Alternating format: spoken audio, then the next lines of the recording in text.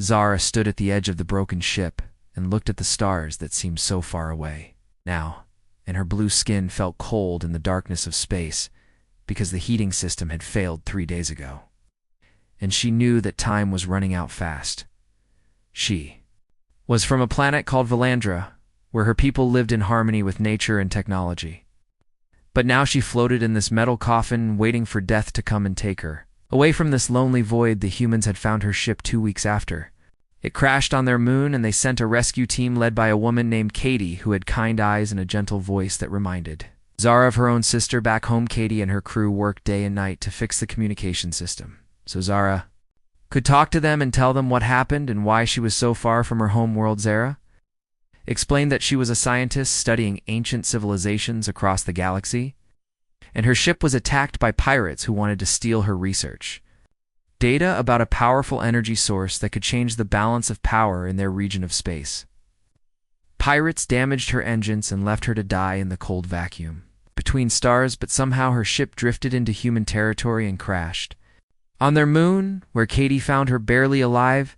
Katie brought food and water and medical supplies, and she sat with Zara for hours listening to stories about Valandra and its purple skies and silver oceans, and Zara felt grateful for this human,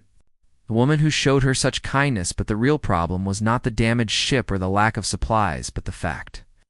that the pirates had planted a tracking device on her vessel, and they were coming back to finish what they started. Katie discovered the tracking device during a routine scan, and she immediately contacted her commander, named Lisa, who ordered an emergency evacuation of the moonbase because the pirates were only hours away. Zara felt terrible guilt knowing that her presence had put these humans in danger, and she told Katie to leave her behind and save themselves, but Katie refused and said that no one gets left behind on her watch. Lisa arrived with a full military escort, and she was a tough woman with scars on her face and a reputation for never backing down from a fight, and she looked at Zara with respect rather than fear. The plan was simple and dangerous and required perfect timing because they had to move Zara to a secure location while setting up a trap. For the pirates who thought they were attacking a defenseless moon, Katie stayed with Zara while Lisa and her soldiers prepared the defenses, and Zara watched in amazement as these humans worked together with such efficiency and courage. Even though they had only known her for a short time, the pirates arrived exactly when Lisa predicted, and their ships were massive and covered in weapons, and they sent a message demanding that Zara be handed over immediately or they would destroy the entire base. Lisa responded by firing the first shot, and the battle began with explosions lighting up the dark side of the moon, and Zara could hear the sounds of combat even from inside the reinforced bunker where Katie had hidden her. The human weapons were less advanced than the pirate technology, but Lisa had something the pirates did not expect, which was strategy and determination, and the willingness to sacrifice everything to protect someone in need. One by one, the pirate ships fell as Lisa outmaneuvered them using the terrain of the moon and the element of surprise, and Zara realized that these humans were not weak or primitive, but fierce warriors who fought with honor. But then disaster struck when a pirate ship broke through the defensive line and headed straight for the bunker where Zara and Katie were hiding, and they had only minutes before impact. Katie grabbed Zara and pulled her through a secret tunnel that led deep underground, and they ran as fast as they could. While the explosions got closer and louder behind them, Zara had never felt so helpless because on her world, she was strong and capable, but here she needed Katie to save her,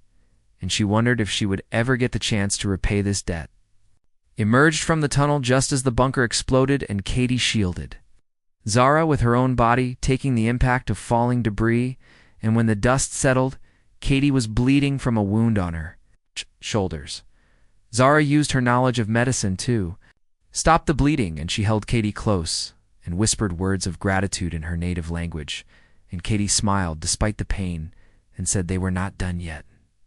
Lisa found them an hour later after the last pirate ship retreated, and she helped Katie to her feet and looked at Zara with a nod of approval and said that anyone who could inspire such loyalty deserved to be saved.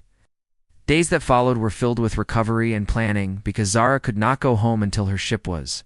repaired and the pirates were dealt with permanently, and Lisa had a plan for that, Tushy contacted a woman named Beth, who was an admiral in the human space fleet, and Beth agreed to provide military escort for Zara all the way back to Valandra. And to help negotiate a peace treaty with the pirates, Zara met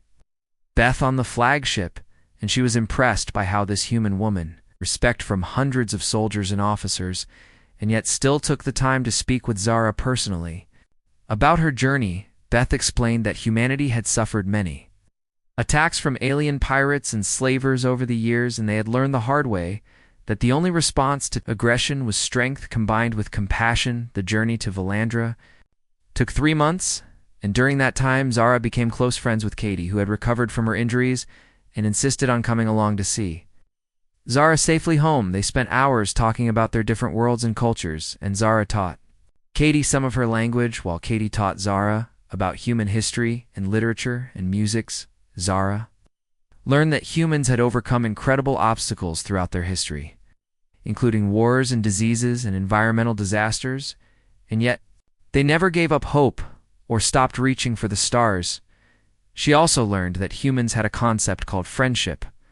that was deeper than mere alliance or cooperation, and it meant standing by someone even when it was dangerous or inconvenient. And Katie embodied this concept perfectly. When they finally arrived at Valandra, the entire planet celebrated because they thought Zara had been lost forever, and her family welcomed Katie and Beth and the other humans as heroes who had saved their daughter and sister. Zara stood before the planetary council and told them everything that had happened, and she proposed an alliance between Valandra and humanity based on mutual respect and cooperation, and the council agreed unanimously. But the story did not end there, because the pirates were still a threat, and they had to be stopped before they could hurt anyone else. And Zara volunteered to lead a joint mission with the humans to track them down. Beth appointed Katie as second in command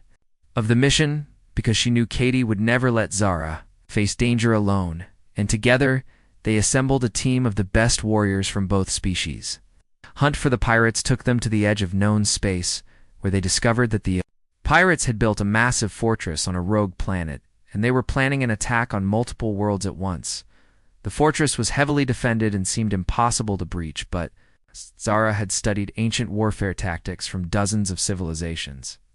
and she came up with a plan that combined human cunning with Valandran technology. They launched the attack at dawn when the fortress shields were at their weakest, and the battle was fierce and brutal, but the combined human and Valandran forces fought as one unit with perfect coordinations. Zara and Katie led the ground assault personally, and they fought side by side against pirates who were bigger and stronger, but not smarter or braver, and slowly they pushed forward toward the fortress. Korth, the pirate leader, was a massive creature named Crocs, who had terrorized this region of space for decades, and he challenged Zara to single combat, believing that he could crush her easily. But Zara was not alone, because Katie stood beside her, and together they faced Crocs with weapons drawn, and when he attacked, they moved as one, deflecting his strikes and countering with precision. The battle lasted only minutes, but it felt like hours, and in the end, Crocs fell defeated by the combined strength of human determination and Valandran skill, and the remaining pirates surrendered immediately. The fortress was destroyed, and the pirates were taken into custody, and peace was restored to that region of space, and Zara and Katie returned home as heroes celebrated by both their peoples. Years later, Zara would look back on those events and realize that she had learned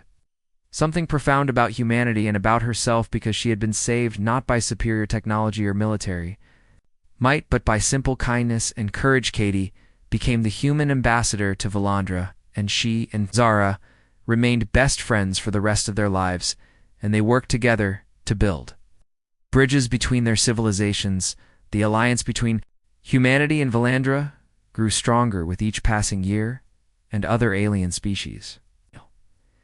began to take notice and seek similar partnerships because they saw the power of cooperation and mutual respects. Zara continued her scientific research,